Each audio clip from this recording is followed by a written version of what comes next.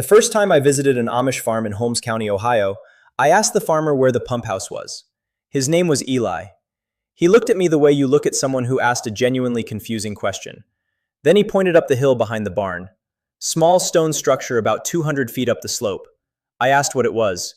He said, "The spring." I said, "Right, but where is the pump?" He said, "There is no pump." Running water in a house. No pump. No pressure tank.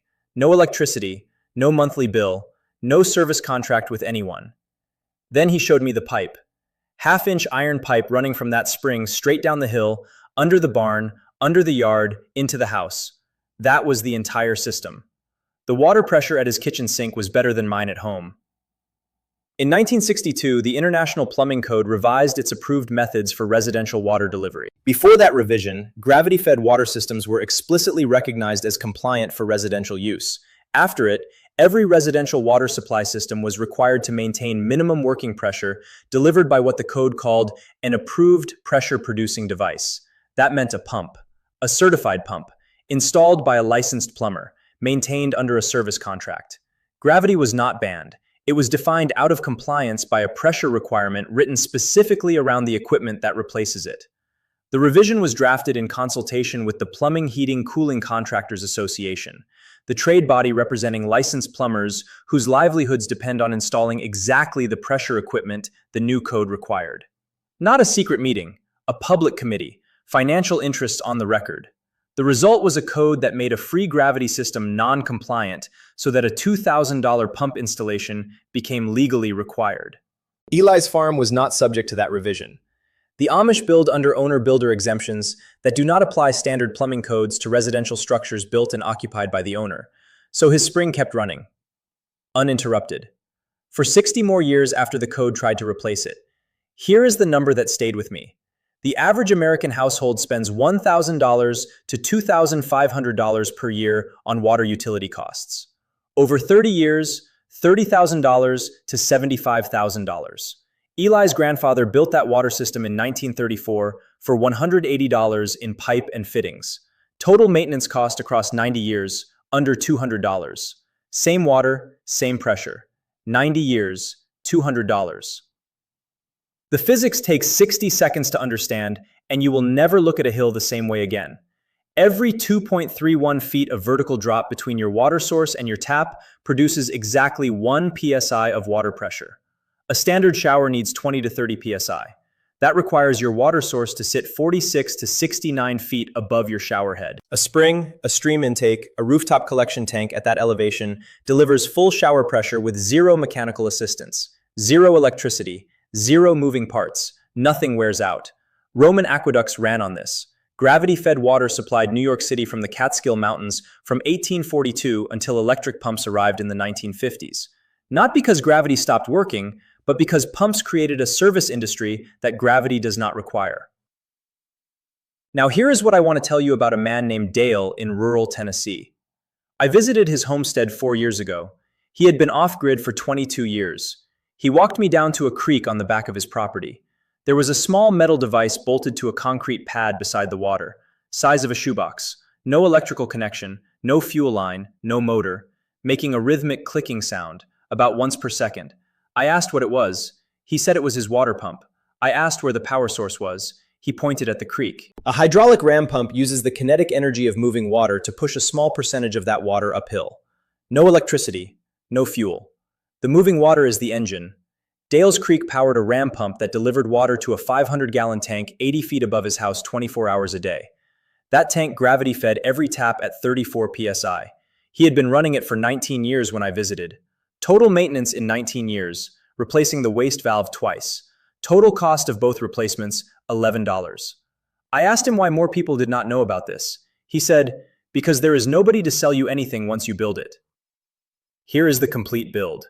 If you have an elevated water source, pure gravity feed. A spring box, a concrete or stone enclosure built around the spring outlet. Minimum 50 gallons capacity, covered to prevent contamination. Cost, $40 to $80. Half-inch to 1-inch PVC pipe running downhill to the house, buried 12 inches deep in cold climates. Cost, 50 cents to $1.50 per foot. That is the entire system.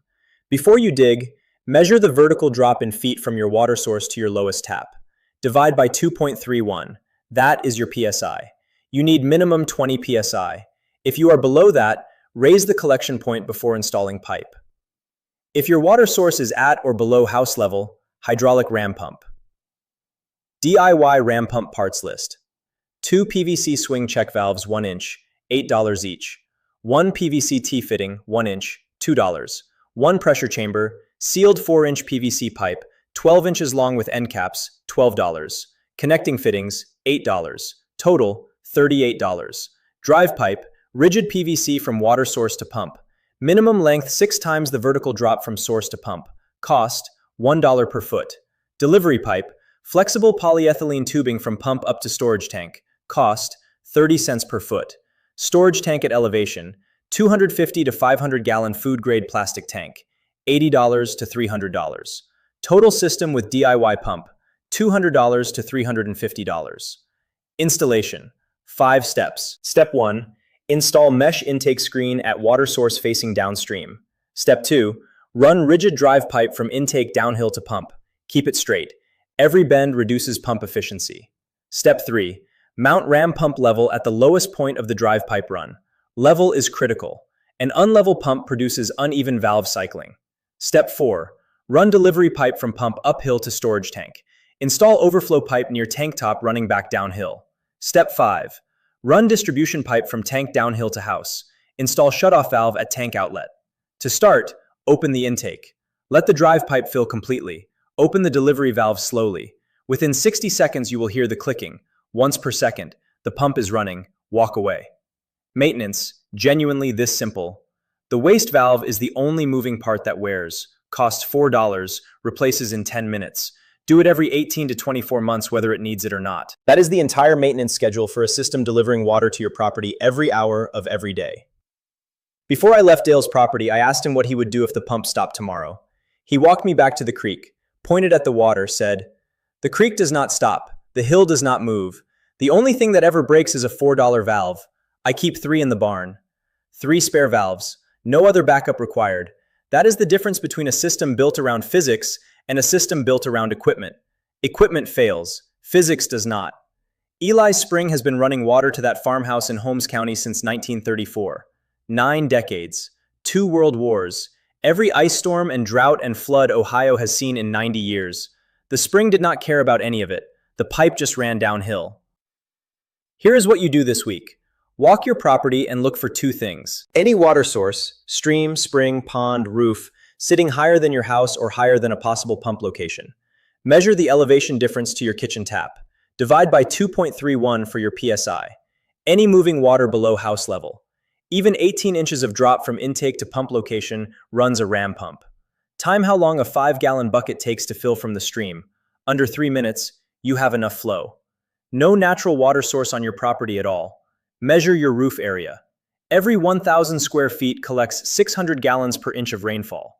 A 2,000 square foot roof in a region with 30 inches of annual rain collects 36,000 gallons per year. Tank at ridge height plus basic filtration. Complete off-grid water from rainfall alone. Legal in 48 states with no permit required.